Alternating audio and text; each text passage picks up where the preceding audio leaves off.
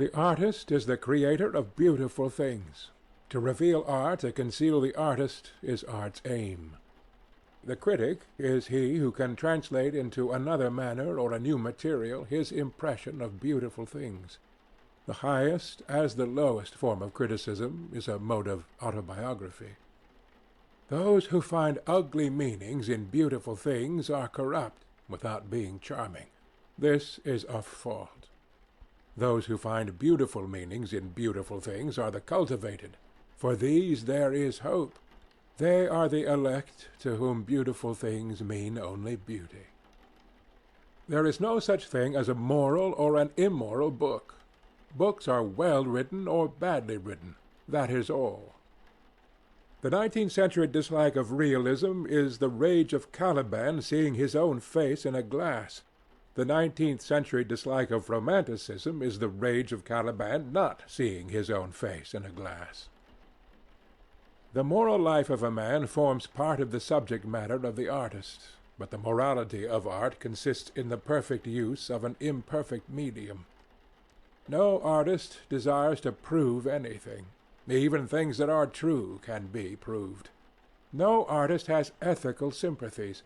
An ethical sympathy in an artist is an unpardonable mannerism of style. No artist is ever morbid. The artist can express everything.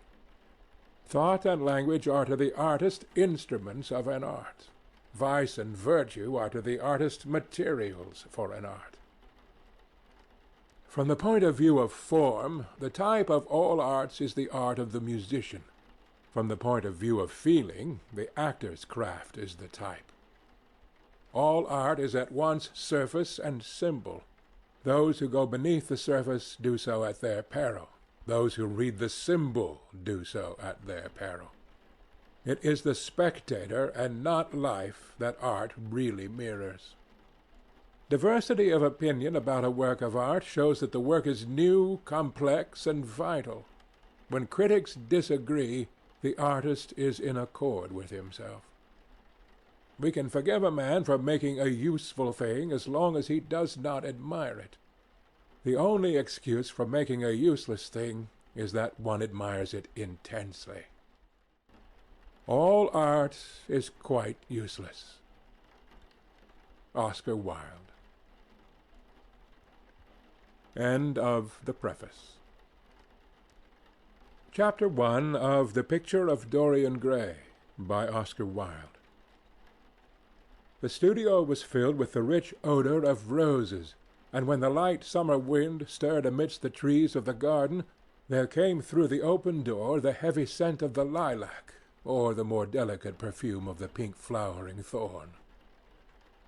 From the corner of the divan of Persian saddlebags on which he was lying, smoking, as was his custom, innumerable cigarettes, Lord Henry Wotton could just catch the gleam of the honey-sweet and honey-coloured blossoms of a laburnum, whose tremulous branches seemed hardly able to bear the burden of a beauty so flame-like as theirs.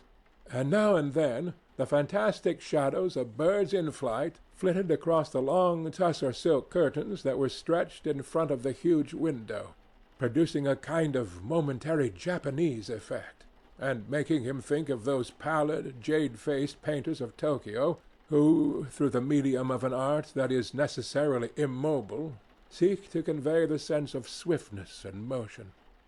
The sullen murmur of the bees, shouldering their way through the long unmown grass, or circling with monotonous insistence round the dusty gilt horns of the struggling woodbine, seemed to make the stillness more oppressive. The dim roar of London was like the burdened notes of a distant organ. In the centre of the room, clamped to an upright easel, stood the full-length portrait of a young man of extraordinary personal beauty, and in front of it, some little distance away, was sitting the artist himself, Basil Hallward, whose sudden disappearance some years ago caused at the time such public excitement, and gave rise to so many strange conjectures. As the painter looked at the gracious and comely form he had so skilfully mirrored in his art, a smile of pleasure passed across his face, and seemed about to linger there. But he suddenly started up, and closing his eyes, placed his fingers upon the lids, as though he sought to imprison within his brain some curious dream from which he feared he might awake. "It is your best work, Basil, the best thing you have ever done," said Lord Henry languidly. "You must certainly send it next year to the Grosvenor. The Academy is too large and too vulgar. Whenever I have gone there, there have been either so many people that I have not been able to see the pictures, which was dreadful, or so many pictures that I have not been able to see the people, which was worse. The Grosvenor is really the only place." "I don't think I shall send it anywhere," he answered, tossing his head back in that odd way that used to make his friends laugh at him at Oxford. "No, I won't send it anywhere." Lord Henry elevated his eyebrows and looked at him in amazement through the thin blue wreaths of smoke that curled up in such fanciful whorls from his heavy opium-tainted cigarette. "Not send it anywhere? My dear fellow, why? Have you any reason? What odd chaps you painters are! You do anything in the world to gain a reputation. As soon as you have one, you seem to want to throw it away. It is silly of you, for there is only one thing in the world worse than being talked about, and that is not being talked about. A portrait like this would set you far above all the young men in England, and make the old men quite jealous, if old men are ever capable of any emotion." "I know you will laugh at me," he replied, "but I really can't exhibit it. I have put too much of myself into it." Lord Henry stretched himself out on the divan and laughed. "Yes, I knew you would, but it is quite true all the same. Too much of yourself in it? Upon my word, Basil, I didn't know you were so vain. And I really can't see any resemblance between you, with your rugged, strong face and your coal-black hair, and this young Adonis, who looks as if he were made out of ivory and rose-leaves. Why, my dear Basil, he is a Narcissus, and you, well, of course you have an intellectual expression and all that, but beauty, real beauty, ends where an intellectual expression begins. Intellect is in itself a mode of exaggeration, and destroys the harmony of any face. The moment one sits down to think, one becomes all nose or all forehead or something horrid. Look at the successful men in any of the learned professions. How perfectly hideous they are, except, of course, in the church. But then in the church they don't think. A bishop keeps on saying at the age of 80 what he was told to say when he was a boy of 18. And as a natural consequence, he always looks absolutely delightful.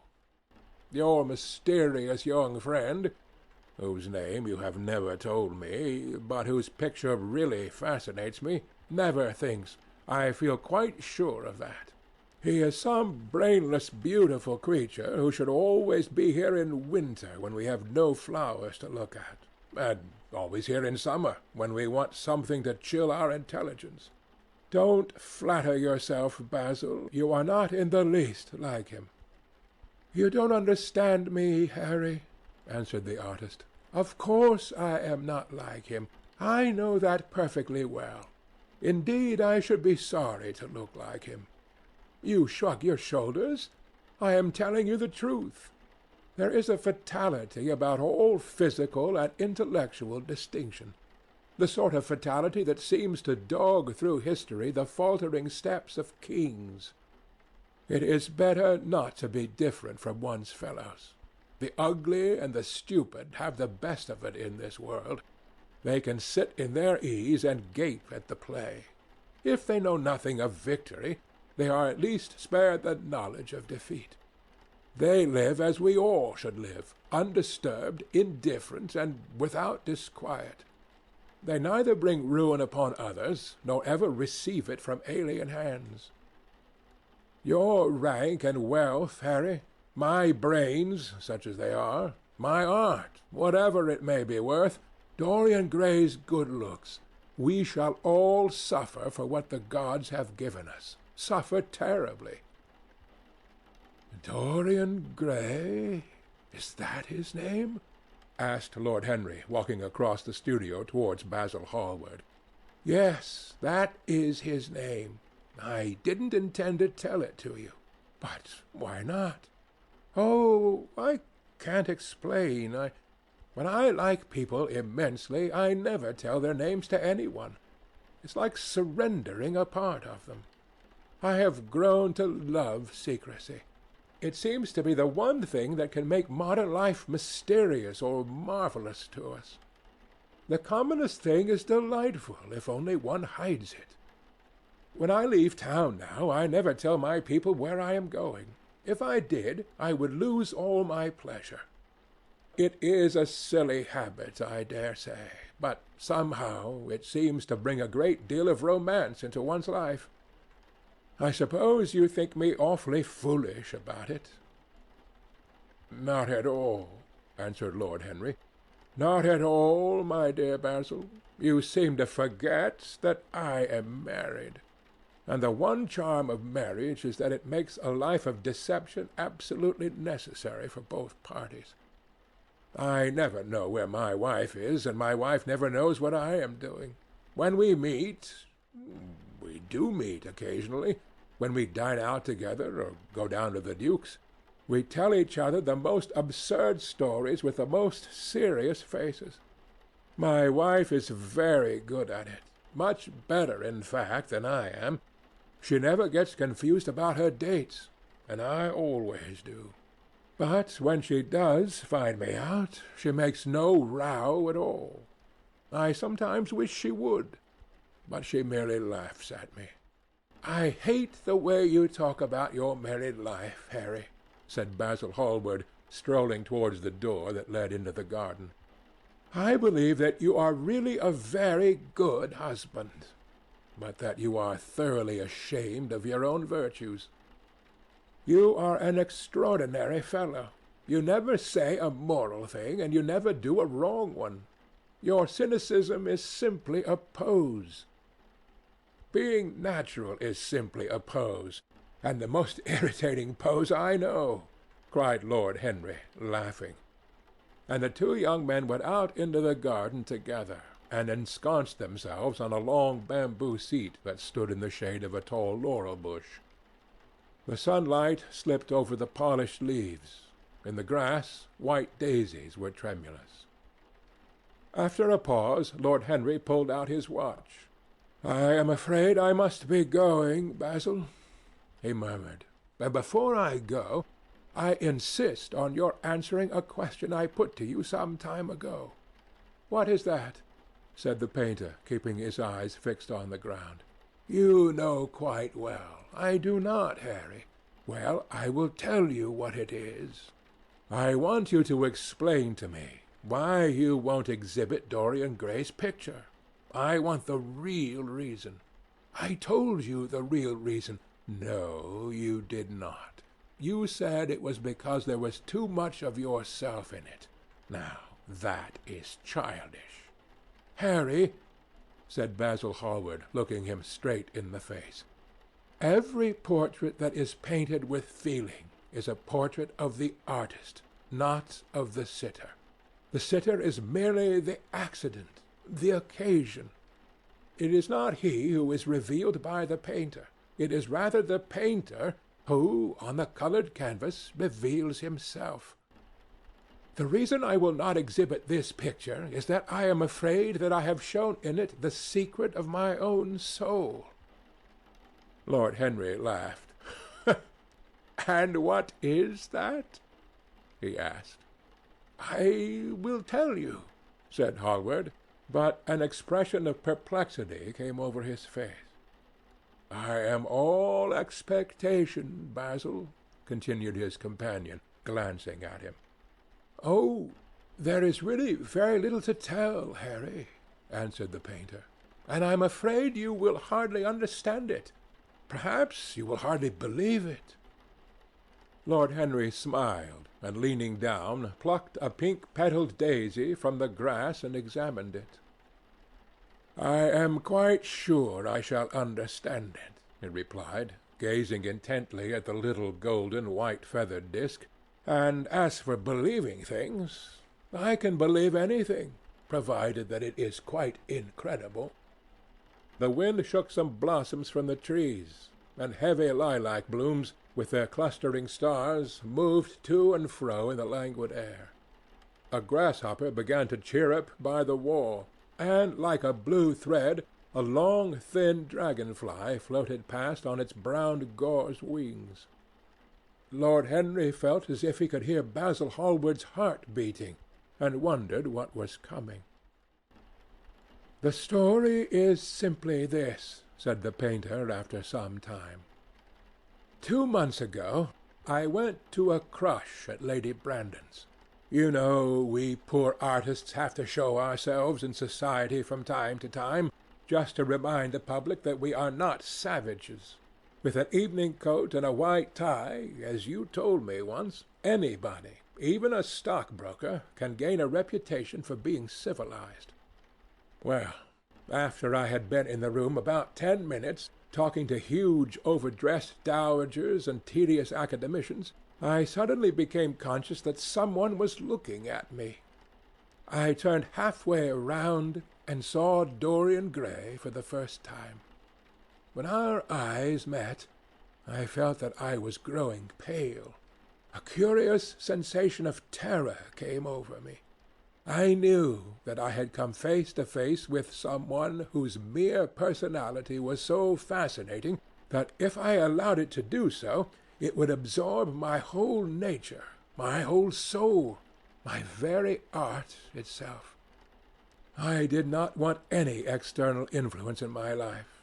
You know yourself, Harry, how independent I am by nature. I have always been my own master.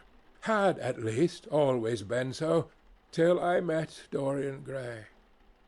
But I don't know how to explain it to you.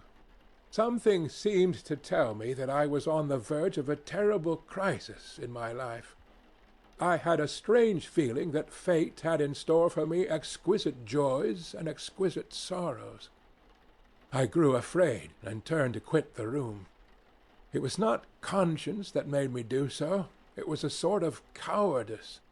I take no credit to myself for trying to escape. Conscience and cowardice are really the same things, Basil. Conscience is the trade name of the firm.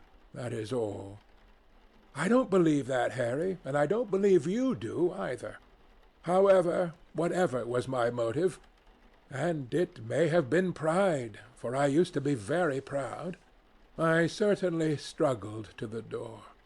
There, of course, I stumbled against Lady Brandon. "You are not going to run away so soon, Mr. Hallward?" she screamed out. You know her curiously shrill voice. "Yes, she is a peacock in everything but beauty," said Lord Henry, pulling the daisy to bits with his long nervous fingers. "I could not get rid of her. She brought me up to royalties, and people with stars and garters, and elderly ladies with gigantic tiaras and parrot noses. She spoke of me as her dearest friend. I had only met her once before, but she took it into her head to lionize me. I believe some picture of mine had made a great success at the time, at least had been chattered about in the penny newspapers, which is the 19th century standard of immortality. Suddenly I found myself face to face with the young man whose personality had so strangely stirred me. We were quite close, almost touching. Our eyes met again. It was reckless of me, but I asked Lady Brandon to introduce me to him. Perhaps it was not so reckless after all. It was simply inevitable. We would have spoken to each other without any introduction. I am sure of it. Dorian told me so afterwards. He too felt that we were destined to know each other. "And how did Lady Brandon describe this wonderful young man?" asked his companion. "I know she goes in for giving a rapid précis of all her guests. I remember her bringing me up to a truculent and red-faced old gentleman covered all over with orders and ribbons, and hissing into my ear, in a tragic whisper which must have been perfectly audible to everybody in the room, the most astounding details. I simply fled. I like to find out people for myself. But Lady Brandon treats her guests exactly as an auctioneer treats his goods. She either explains them entirely away, or tells one everything about them except what one wants to know. Poor Lady Brandon, you are hard on her, Harry, said Hallward listlessly. My dear fellow, she tried to found a salon and only succeeded in opening a restaurant. How could I admire her? But tell me, what did she say about Mr. Dorian Gray? Oh, something like, charming boy, poor dear mother and I absolutely inseparable, quite forget what he does, afraid he doesn't do anything. Oh, yes, plays the piano. Or is it the violin, dear Mr. Gray? Neither of us could help laughing, and we became friends at once. Laughter is not at all a bad beginning for a friendship, and it is far the best ending for one, said the young lord, plucking another daisy. Hallward shook his head. You don't understand what friendship is, Harry, he murmured, or what enmity is, for that matter. You like everyone. That is to say, you are indifferent to everyone. How horribly unjust of you, cried Lord Henry, tilting his hat back and looking up at the little clouds that, like ravelled skeins of glossy white silk, were drifting across the hollowed turquoise of the summer sky. Yes, horribly unjust of you. I make a great difference between people. I choose my friends for their good looks, my acquaintances for their good characters, and my enemies for their good intellects. A man cannot be too careful in the choice of his enemies. I have not got one who is a fool. They are all men of some intellectual power, and consequently they all appreciate me. Is that very vain of me? I think it is rather vain. I should think it was, Harry. But according to your category, I must be merely an acquaintance. My dear Basil, you are much more than an acquaintance, and much less of a friend, a sort of brother, I suppose.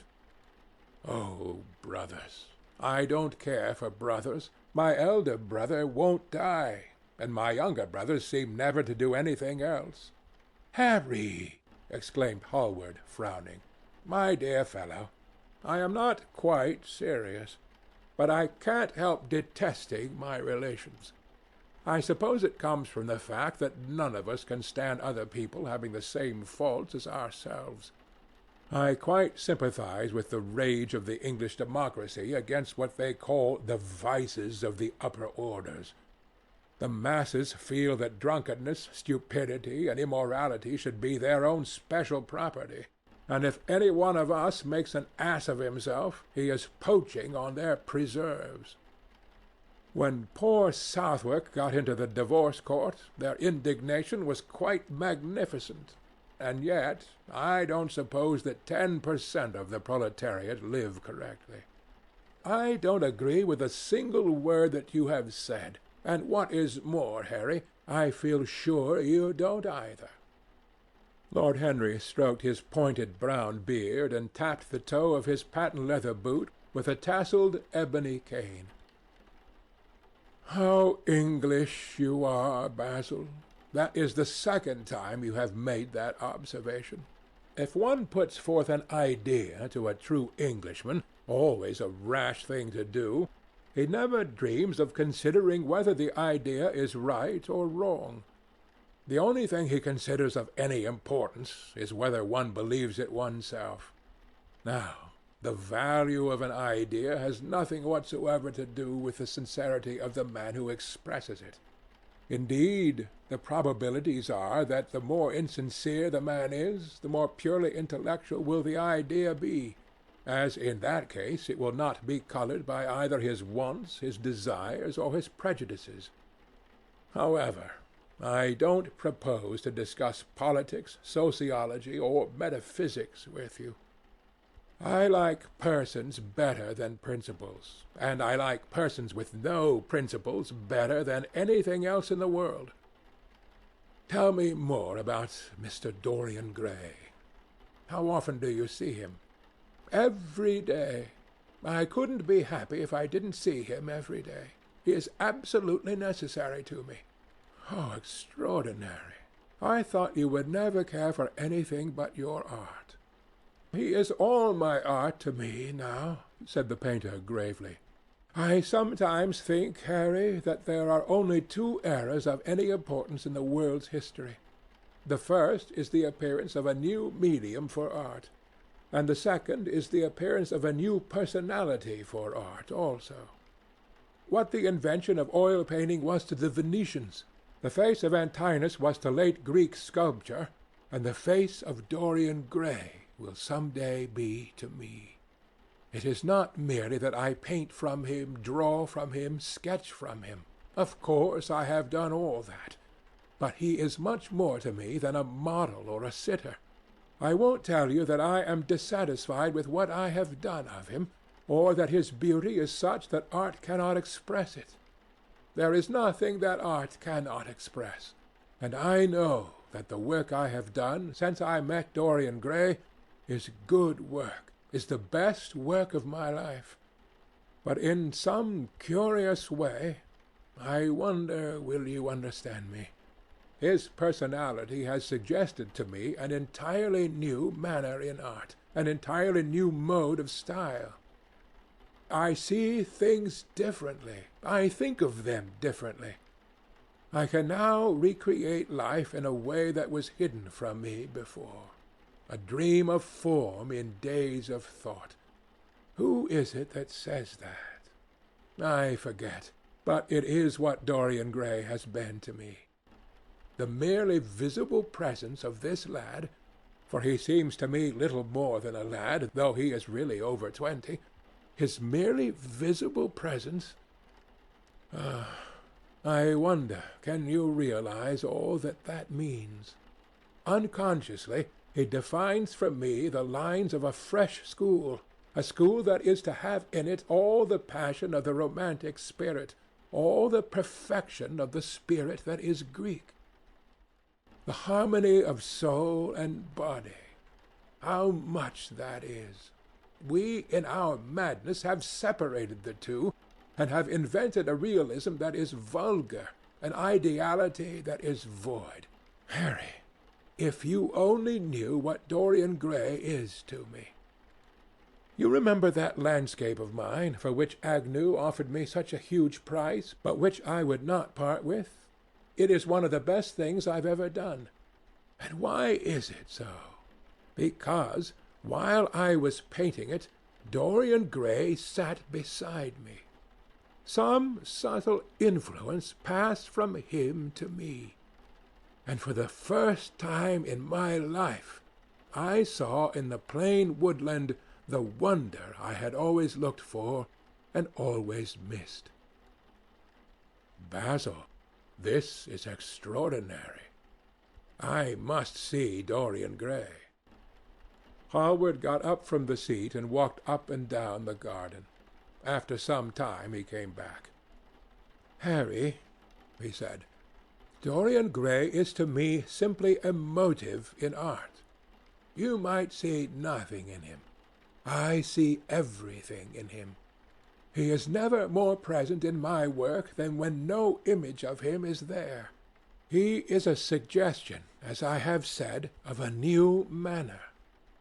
I find him in the curves of certain lines, in the loveliness and subtleties of certain colours. That is all. Then why won't you exhibit his portrait? Asked Lord Henry. Because, without intending it, I have put into it some expression of all this curious artistic idolatry, of which, of course, I have never cared to speak to him. He knows nothing about it. He shall never know anything about it. But the world might guess it, and I will not bare my soul to their shallow prying eyes. My heart shall never be put under their microscope. There is too much of myself in the thing, Harry, too much of myself. Poets are not so scrupulous as you are. They know how useful passion is for publication. Nowadays a broken heart will run to many editions. I hate them for it, cried Hallward. An artist should create beautiful things, but should put nothing of his own life into them. We live in an age when men treat art as if it were meant to be a form of autobiography. We have lost the abstract sense of beauty. Some day I will show the world what it is, and for that reason the world shall never see my portrait of Dorian Gray. I think you are wrong, Basil, but I won't argue with you. It is only the intellectually lost who ever argue. Tell me, is Dorian Gray very fond of you? The painter considered for a few moments. He likes me, he answered after a pause. I know he likes me. Of course, I flatter him dreadfully. I find a strange pleasure in saying things to him that I know I shall be sorry for having said. As a rule, he is charming to me, and we sit in the studio and talk of 1,000 things.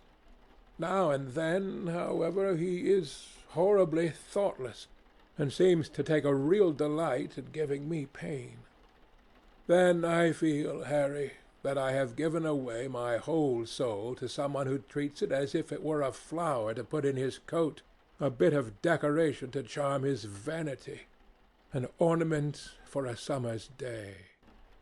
Days in summer, Basil, are apt to linger, murmured Lord Henry. Perhaps you will tire sooner than he will.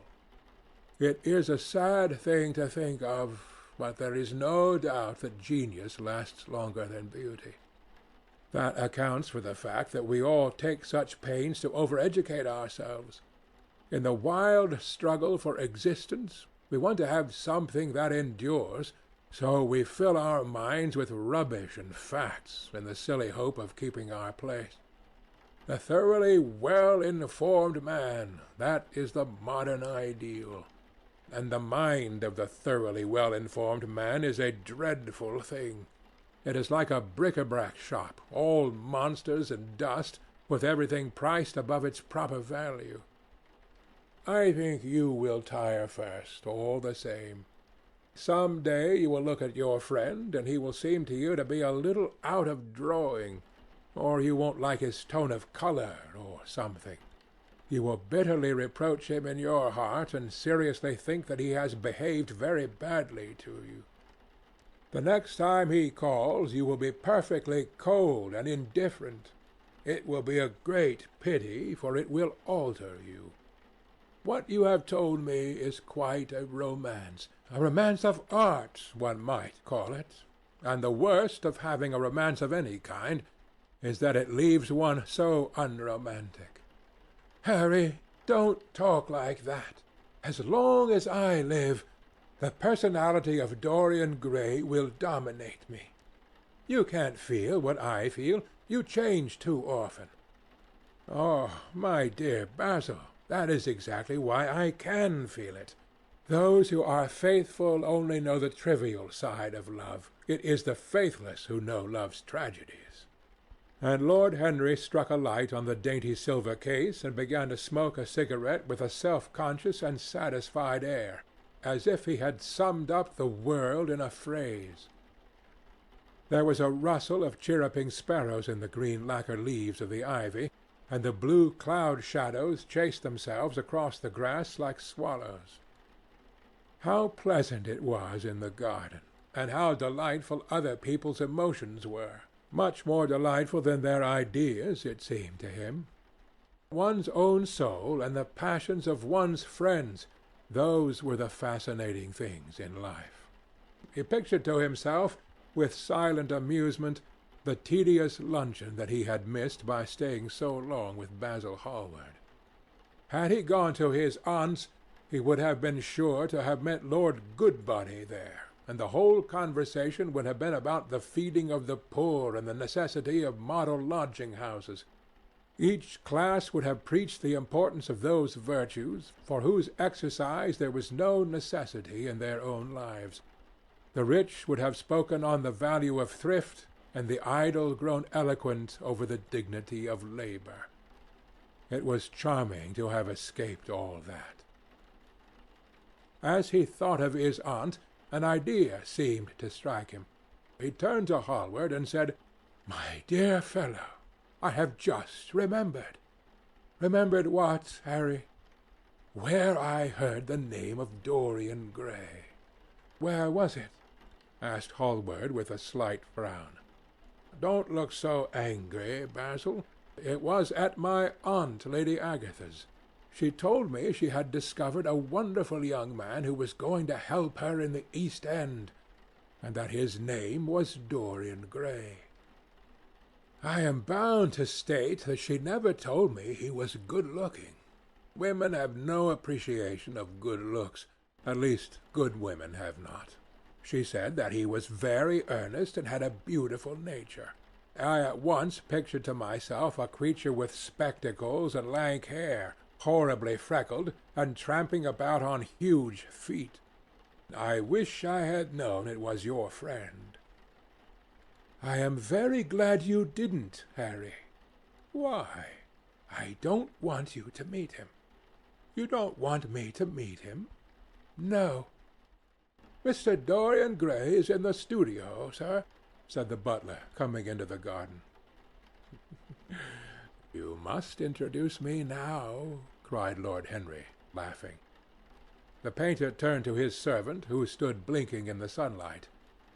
"Ask Mr. Gray to wait, Parker.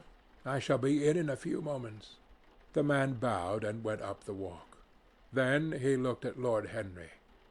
"Dorian Gray is my dearest friend," he said. "He has a simple and a beautiful nature. Your aunt was quite right in what she said of him. Don't spoil him. Don't try to influence him. Your influence would be bad.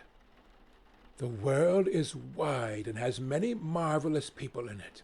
Don't take away from me the one person who gives to my art whatever charm it possesses.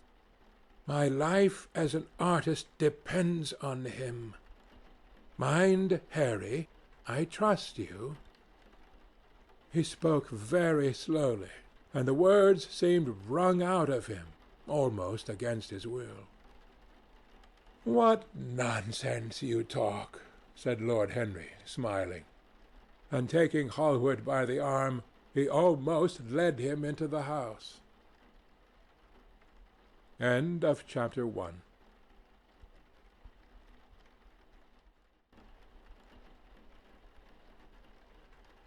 Chapter 2 of The Picture of Dorian Gray, by Oscar Wilde.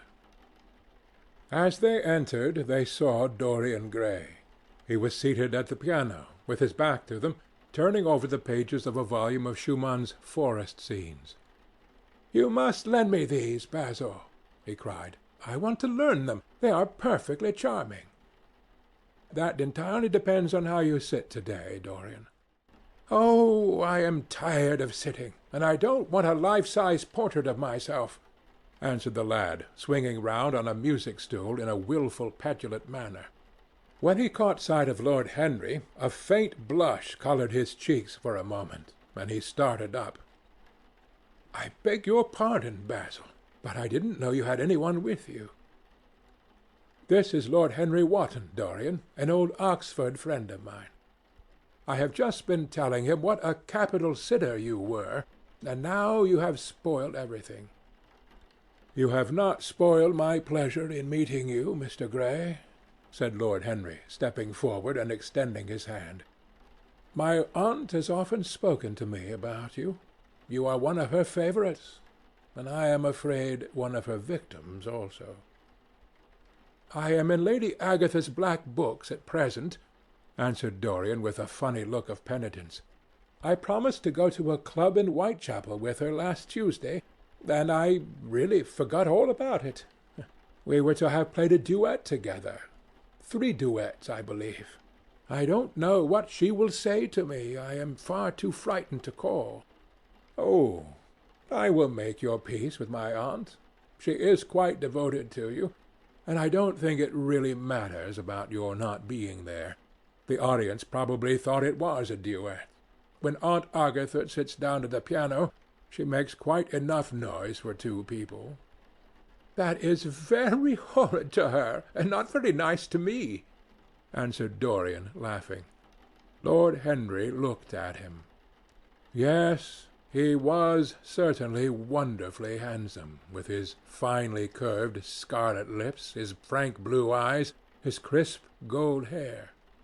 There was something in his face that made one trust him at once. All the candour of youth was there, as well as all youth's passionate purity. One felt that he had kept himself unspotted from the world. No wonder Basil Hallward worshipped him. You are too charming to go in for philanthropy, Mr. Gray. Far too charming. And Lord Henry flung himself down on the divan and opened his cigarette-case. The painter had been busy mixing his colours and getting his brushes ready. He was looking worried, and when he heard Lord Henry's last remark, he glanced at him, hesitated for a moment, and then said, "Harry, I want to finish this picture today. Would you think it awfully rude of me if I asked you to go away?" Lord Henry smiled and looked at Dorian Gray. "Am I to go, Mr. Gray?" he asked. "Oh, please don't, Lord Henry. I see that Basil is in one of his sulky moods, and I can't bear him when he sulks. Besides, I want you to tell me why I should not go in for philanthropy." "I don't know that I shall tell you that, Mr. Gray. It is so tedious a subject that one would have to talk seriously about it. But I certainly shall not run away, now that you have asked me to stop. You don't really mind, Basil, do you? You have often told me that you liked your sitters to have someone to chat to." Hallward bit his lip. "If Dorian wishes it, of course you must stay. Dorian's whims are laws to everybody, except himself." Lord Henry took up his hat and gloves. "You are very pressing, Basil, but I'm afraid I must go. I have promised to meet a man at the Orleans. Good-bye, Mr. Gray. Come and see me some afternoon in Curzon Street. I am nearly always at home at 5 o'clock. Write to me when you are coming. I should be sorry to miss you." "Basil," cried Dorian Gray, "if Lord Henry Wotton goes, I shall go too. You never open your lips while you are painting, and it is horribly dull standing on a platform and trying to look pleasant. Ask him to stay. I insist upon it." "Stay, Harry, to oblige Dorian and to oblige me," said Hallward, gazing intently at his picture. "It is quite true. I never talk when I am working, and never listen either, and it must be dreadfully tedious for my unfortunate sitters. I beg you to stay." "But what about my man at the Orleans?"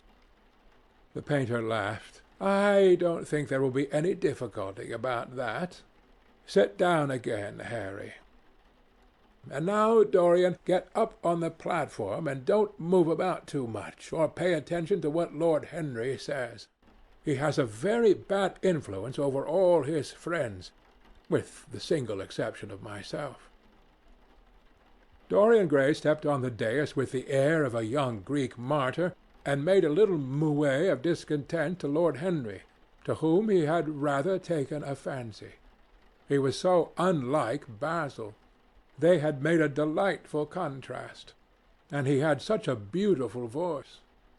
After a few moments he said to him, "Have you really a very bad influence, Lord Henry? As bad as Basil says?" "There is no such thing as a good influence, Mr. Gray. All influence is immoral. Immoral from the scientific point of view." "Why?" "Because To influence a person is to give him one's own soul. He does not think his natural thoughts or burn with his natural passions. His virtues are not real to him. His sins, if there are such things as sins, are borrowed. He becomes an echo of someone else's music, an actor of a part that has not been written for him. The aim of life is self-development, to realize one's nature perfectly. That is what each of us is here for. People are afraid of themselves nowadays. They have forgotten the highest of all duties, the duty that one owes to oneself. Of course they are charitable. They feed the hungry and clothe the beggar, but their own souls starve and are naked. Courage has gone out of our race. Perhaps we never really had it. The terror of society, which is the basis of morals, the terror of God, which is the secret of religion, these are the two things that govern us. And yet— "Just turn your head a little more to the right, Dorian, like a good boy," said the painter, deep in his work and conscious only that a look had come into the lad's face that he had never seen there before.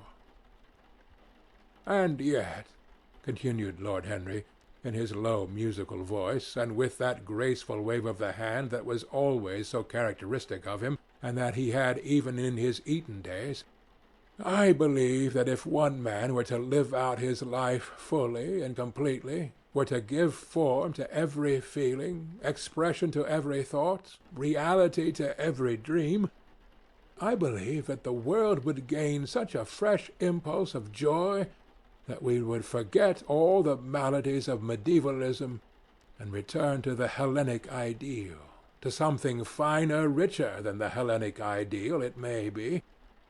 But the bravest man amongst us is afraid of himself. The mutilation of the savage has its tragic survival in the self-denial that mars our lives. We are punished for our refusals. Every impulse that we strive to strangle broods in the mind and poisons us. The body sins once and has done with its sin, for action is a mode of purification. Nothing remains then but the recollection of a pleasure or the luxury of a regret. The only way to get rid of a temptation is to yield to it. Resist it, and your soul grows sick with longing for the things it has forbidden to itself, with desire for what its monstrous laws have made monstrous and unlawful. It has been said that the great events of the world take place in the brain. It is in the brain, and the brain only, that the great sins of the world take place also. You, Mr. Gray, you yourself, with your rose-red youth and your rose-white boyhood, you have had passions that have made you afraid, thoughts that have filled you with terror, daydreams and sleeping dreams whose mere memory might stain your cheek with shame. "Stop!" faltered Dorian Gray. "Stop! You bewilder me. I don't know what to say. There is some answer to you, but I cannot find it. Don't speak. Let me think. Or rather, let me try not to think." For nearly 10 minutes he stood there, motionless, with parted lips and eyes strangely bright. He was dimly conscious that entirely fresh influences were at work within him. Yet they seemed to him to have come really from himself. The few words that Basil's friend had said to him, words spoken by chance, no doubt, and with wilful paradox in them, had touched some secret chord that had never been touched before, but that he felt was now vibrating and throbbing to curious pulses. Music had stirred him like that. Music had troubled him many times, but music was not articulate. It was not a new world, but rather another chaos that it created in us. Words, mere words, how terrible they were, how clear and vivid and cruel. One could not escape from them, and yet what a subtle magic there was in them. They seemed to be able to give a plastic form to formless things, and to have a music of their own as sweet as that of viol or of flute. Mere words! Was there anything so real as words? Yes, there had been things in his boyhood that he had not understood. He understood them now. Life suddenly became fiery-colored to him. It seemed to him that he had been walking in fire. Why had he not known it? With his subtle smile, Lord Henry watched him. He knew the precise psychological moment when to say nothing. He felt intensely interested. He was amazed at the sudden impression that his words had produced, and remembering a book that he had read when he was 16, a book which had revealed to him much that he had not known before, he wondered whether Dorian Gray was passing through a similar experience. He had merely shot an arrow into the air. Had it hit the mark? How fascinating the lad was! Hallward painted away with that marvellous bold touch of his that had the true refinement and perfect delicacy that in art, at any rate, comes only from strength. He was unconscious of the silence. "Basil, I am tired of standing," cried Dorian Gray suddenly. "I must go out and sit in the garden. The air is stifling here." "My dear fellow, I am so sorry. When I am painting, I can't think of anything else. But you never sat better. You were perfectly still, and I have caught the effect I wanted. The half-parted lips and the bright look in the eyes. I don't know what Harry has been saying to you, but he has certainly made you have the most wonderful expression. I suppose he has been paying you compliments. You mustn't believe a word that he says." "He has certainly not been paying me compliments. Perhaps that is the reason that I don't believe anything he has told me." "You know you believe it all," said Lord Henry, looking at him with his dreamy, languorous eyes. "I will go out to the garden with you. It is horribly hot in the studio. Basil, let us have something iced to drink, something with strawberries in it." "Certainly, Harry. Just touch the bell, and when Parker comes I will tell him what you want. I have got to work up this background, so I will join you later on. Don't keep Dorian too long. I have never been in better form for painting than I am today. This is going to be my masterpiece. It is my masterpiece as it stands." Lord Henry went out to the garden and found Dorian Gray burying his face in the great cool lilac blossoms, feverishly drinking in their perfume as if it had been wine. He came close to him and put his hand upon his shoulder. "You are quite right to do that," he murmured. "Nothing can cure the soul but the senses, just as nothing can cure the senses but the soul." The lad started and drew back. He was bareheaded, and the leaves had tossed his rebellious curls and tangled all their gilded threads. There was a look of fear in his eyes, such as people have when they are suddenly awakened. His finely chiselled nostrils quivered, and some hidden nerve shook the scarlet of his lips and left them trembling. "Yes," continued Lord Henry, "that is one of the great secrets of life, to cure the soul by means of the senses, and the senses by means of the soul. You are a wonderful creation. You know more than you think you know, just as you know less than you want to know." Dorian Gray frowned and turned his head away. He could not help liking the tall, graceful young man who was standing by him. His romantic, olive-coloured face and worn expression interested him. There was something in his low, languid voice that was absolutely fascinating. His cool, white, flower-like hands, even, had a curious charm. They moved, as he spoke, like music, and seemed to have a language of their own. But he felt afraid of him, and ashamed of being afraid. Why had it been left for a stranger to reveal him to himself? He had known Basil Hallward for months, but friendship between them had never altered him. Suddenly there had come someone across his life who seemed to have disclosed to him life's mystery. And yet what was there to be afraid of? He was not a schoolboy or a girl. It was absurd to be frightened. "Let us go and sit in the shade," said Lord Henry.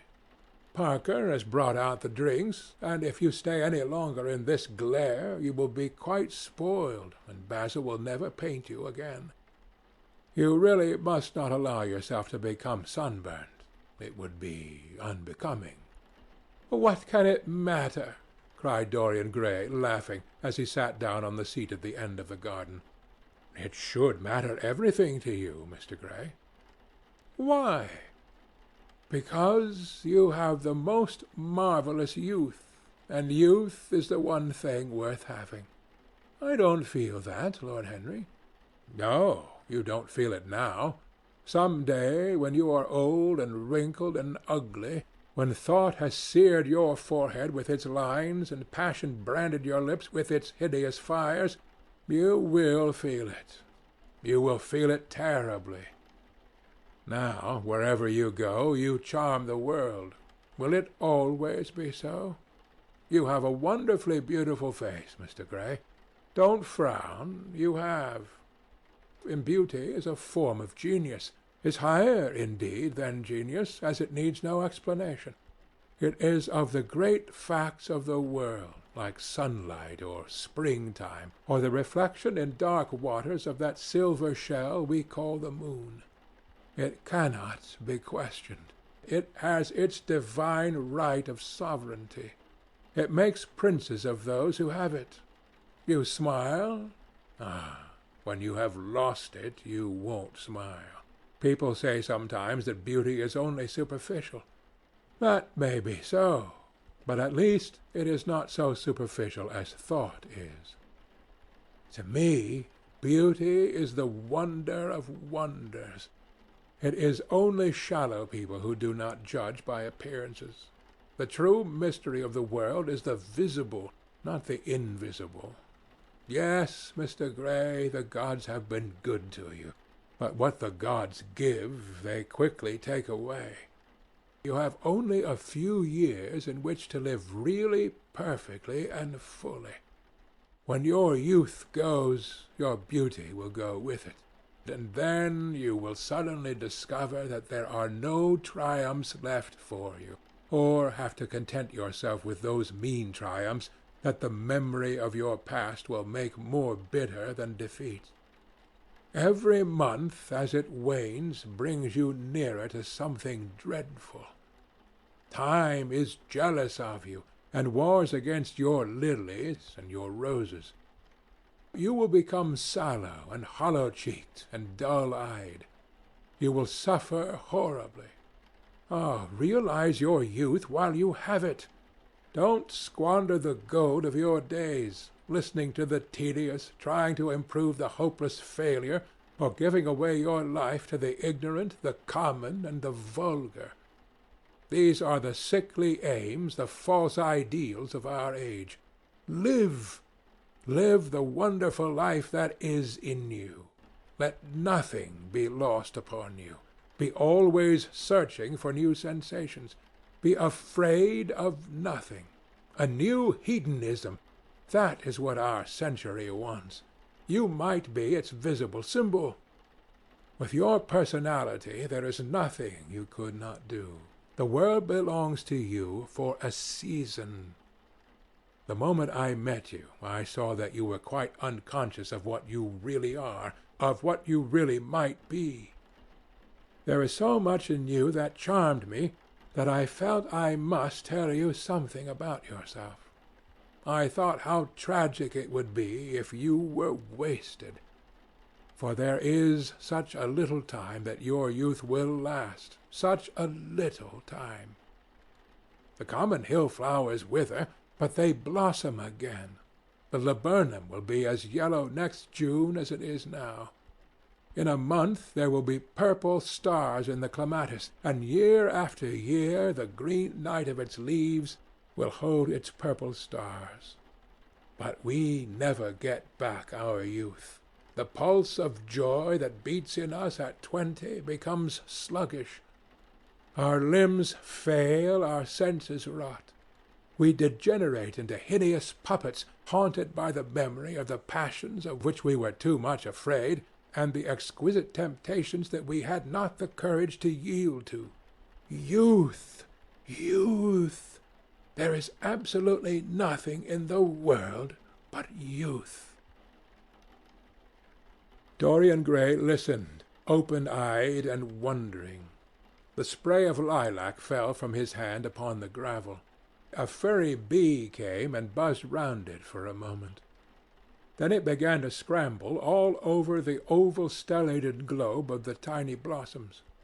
He watched it with that strange interest in trivial things that we try to develop when things of high import make us afraid, or when we are stirred by some new emotion for which we cannot find expression, or when some thought that terrifies us lays sudden siege to the brain and calls on us to yield. After a time the bee flew away. He saw it creeping into the stained trumpet of a Tyrian convolvulus. The flower seemed to quiver, and then swayed gently to and fro. Suddenly the painter appeared at the door of the studio and made staccato signs for them to come in. They turned to each other and smiled. "I am waiting," he cried. "Do come in. The light is quite perfect, and you can bring your drinks." They rose up and sauntered down the walk together. 2 green and white butterflies fluttered past them, and in the pear tree at the corner of the garden a thrush began to sing. "You are glad to have met me, Mr. Gray," said Lord Henry, looking at him. "Yes, I am glad now. I wonder, shall I always be glad?" "Always. That is a dreadful word. It makes me shudder when I hear it. Women are so fond of using it. They spoil every romance by trying to make it last forever. It is a meaningless word, too. The only difference between a caprice and a lifelong passion is that the caprice lasts a little longer." As they entered the studio, Dorian Gray put his hand upon Lord Henry's arm. "In that case, let our friendship be a caprice," he murmured, flushing at his own boldness, then stepped up on the platform and resumed his pose. Lord Henry flung himself into a large wicker arm-chair and watched him. The sweep and dash of the brush on the canvas made the only sound that broke the stillness, except when, now and then, Hallward stepped back to look at his work from a distance. In the slanting beams that streamed through the open doorway, the dust danced and was golden. The heavy scent of the roses seemed to brood over everything. After about a quarter of an hour, Hallward stopped painting, looked for a long time at Dorian Gray, and then for a long time at the picture, biting the end of one of his huge brushes and frowning. "It is quite finished," he cried at last, and stooping down he wrote his name in long vermilion letters on the left-hand corner of the canvas. Lord Henry came over and examined the picture. It was certainly a wonderful work of art, and a wonderful likeness as well. "My dear fellow, I congratulate you most warmly," he said. "It is the finest portrait of modern times. Mr. Gray, come over and look at yourself." The lad started as if awakened from some dream. "Is it really finished?" he murmured, stepping down from the platform. "Quite finished," said the painter. "And you have sat splendidly to-day. I am awfully obliged to you." "That is entirely due to me," broke in Lord Henry. "Isn't it, Mr. Gray?" Dorian made no answer, but passed listlessly in front of his picture and turned towards it. When he saw it, he drew back, and his cheeks flushed for a moment with pleasure. A look of joy came into his eyes, as if he had recognized himself for the first time. He stood there motionless and in wonder, dimly conscious that Hallward was speaking to him, but not catching the meaning of his words. The sense of his own beauty came on him like a revelation. He had never felt it before. Basil Hallward's compliments had seemed to him to be merely the charming exaggeration of friendship. He had listened to them, laughed at them, forgotten them. They had not influenced his nature. Then had come Lord Henry Wotton with his strange panegyric on youth, his terrible warning of its brevity. That had stirred him at the time, and now, as he stood gazing at the shadow of his own loveliness, the full reality of the description flashed across him. Yes, there would be a day when his face would be wrinkled and wizen, his eyes dim and colourless, the grace of his figure broken and deformed. The scarlet would pass away from his lips, and the gold steal from his hair. The life that was to make his soul would mar his body. He would become dreadful, hideous, and uncouth. As he thought of it, a sharp pang of pain struck through him like a knife, and made each delicate fibre of his nature quiver. His eyes deepened into amethyst, and across them came a mist of tears. He felt as if a hand of ice had been laid upon his heart. "Don't you like it?" cried Hallward at last, stung a little by the lad's silence, not understanding what it meant. "Of course he likes it," said Lord Henry. "Who wouldn't like it? It is one of the greatest things in modern art. I will give you anything you ask for it. I must have it." "It is not my property, Harry." "Whose property is it?" "Dorian's, of course," answered the painter. "He is a very lucky fellow." "How sad it is," murmured Dorian Gray, with his eyes still fixed upon his own portrait. "How sad it is! I shall grow old and horrible and dreadful, but this picture will remain always young. It will never be older than this particular day of June. If it were only the other way! If it were I who was to be always young, and the picture that was to grow old! For that I would give everything. Yes, there is nothing in the whole world I would not give. I would give my soul for that." "You would hardly care for such an arrangement, Basil," cried Lord Henry, laughing. "It would be rather hard lines on your work." "I should object very strongly, Harry," said Hallward. Dorian Gray turned and looked at him. "I believe you would, Basil. You like your art better than your friends. I am no more to you than a green bronze figure. Hardly as much, I dare say." The painter stared in amazement. It was so unlike Dorian to speak like that. What had happened? He seemed quite angry. His face was flushed, his cheeks burning. "Yes," he continued, "I am less to you than your ivory Hermes or your silver fawn. You will like them always. How long will you like me? Till I have my first wrinkle, I suppose. I know now that when one loses one's good looks, whatever they may be, he loses everything. Your picture has taught me that. Lord Henry Wotton is perfectly right. Youth is the only thing worth having.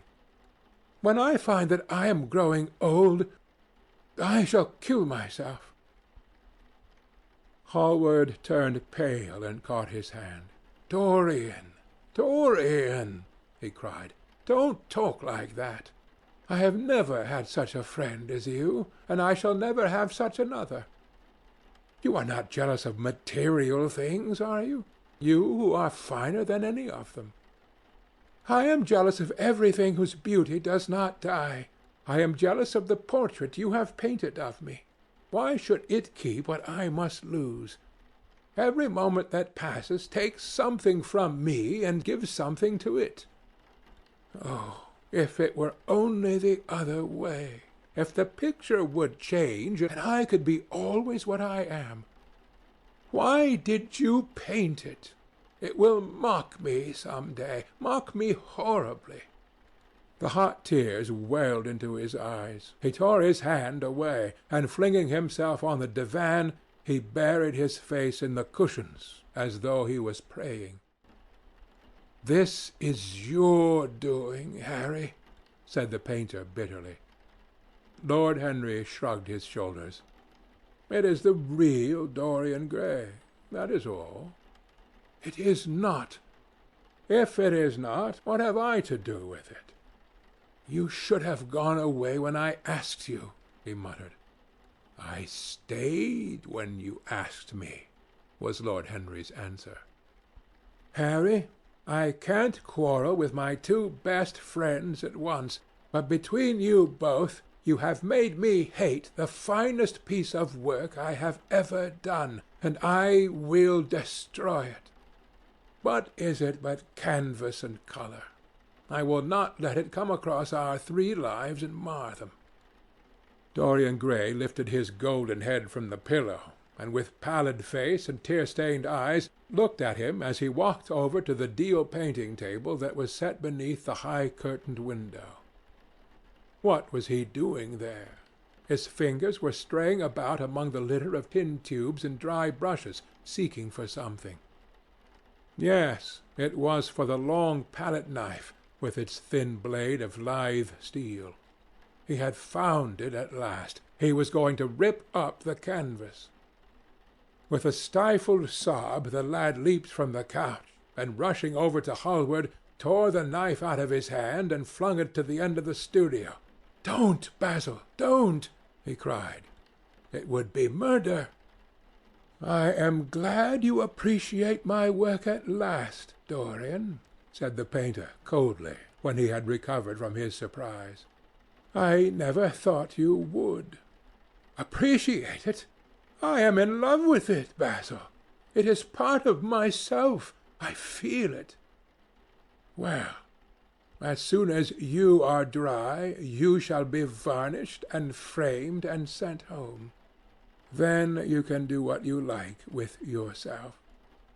And he walked across the room and rang the bell for tea. "You will have tea, of course, Dorian? And so will you, Harry? Or do you object to such simple pleasures?" "I adore simple pleasures," said Lord Henry. "They are the last refuge of the complex. But I don't like scenes, except on the stage. What absurd fellows you are, both of you! I wonder who it was defined man as a rational animal. It was the most premature definition ever given. Man is many things, but he is not rational. I am glad he is not, after all, though I wish you chaps would not squabble over the picture. You had much better let me have it, Basil. This silly boy doesn't really want it, and I really do." "If you let any one have it but me, Basil, I shall never forgive you," cried Dorian Gray. "And I don't allow people to call me a silly boy. You know the picture is yours, Dorian. I gave it to you before it existed. And you know that you have been a little silly, Mr. Gray, and that you don't really object to being reminded that you are extremely young." "I should have objected very strongly this morning, Lord Henry." "Ah, this morning. You have lived since then." There came a knock at the door, and the butler entered with a laden tea-tray and set it down upon a small Japanese table. There was a rattle of cups and saucers and the hissing of a fluted Georgian urn. 2 globe-shaped china dishes were brought in by a page. Dorian Gray went over and poured out the tea. The 2 men sauntered languidly to the table and examined what was under the covers. "Let us go to the theatre to-night," said Lord Henry. "There is sure to be something on somewhere. I have promised to dine at White's, But it is only with an old friend, so I can send him a wire to say that I am ill, or that I am prevented from coming in consequence of a subsequent engagement. I think that would be a rather nice excuse. It would have all the surprise of candour. It is such a bore putting on one's dress clothes, muttered Hallward, and when one has them on they are so horrid. Yes, answered Lord Henry dreamily. The costume of the 19th century is detestable. It is sombre, so depressing. Sin is the only real colour element left in modern life. You really must not say things like that before Dorian, Harry. Before which Dorian? The one who is pouring out tea for us, or the one in the picture? Before either. I should like to come to the theatre with you, Lord Henry, said the lad. Then you shall come, and you will come too, Basil, won't you? I can't, really. I would sooner not. I have a lot of work to do. Well, then, you and I will go alone, Mr. Gray. I should like that awfully.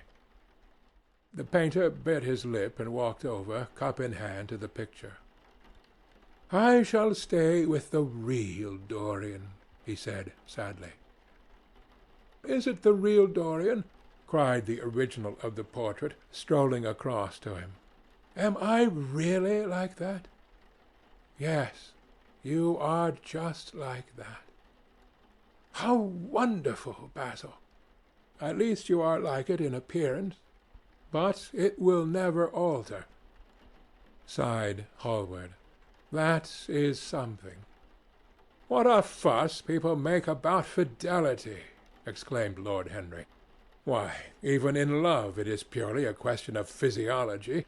It has nothing to do with our own will. Young men want to be faithful and are not. Old men want to be faithless and cannot. That is all one can say.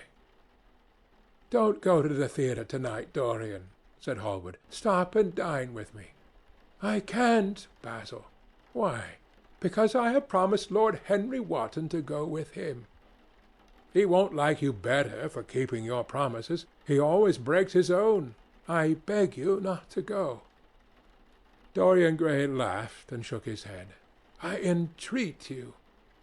The lad hesitated and looked over at Lord Henry, who was watching them from the tea-table with an amused smile.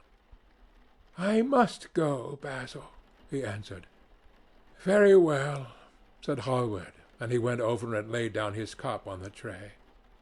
It is rather late, and as you have to dress, you had better lose no time. Good-bye, Harry. Good-bye, Dorian. Come and see me soon. Come tomorrow. Certainly. You won't forget? No, of course not, cried Dorian. And Harry. Yes, Basil? Remember what I asked you when we were in the garden this morning. I have forgotten it. I trust you. I wish I could trust myself, said Lord Henry, laughing. Come, Mr. Gray, my hansom is outside, and I can drop you at your own place. Good-bye, Basil. It has been a most interesting afternoon. As the door closed behind them, the painter flung himself down on a sofa, and a look of pain came into his face. End of chapter 2.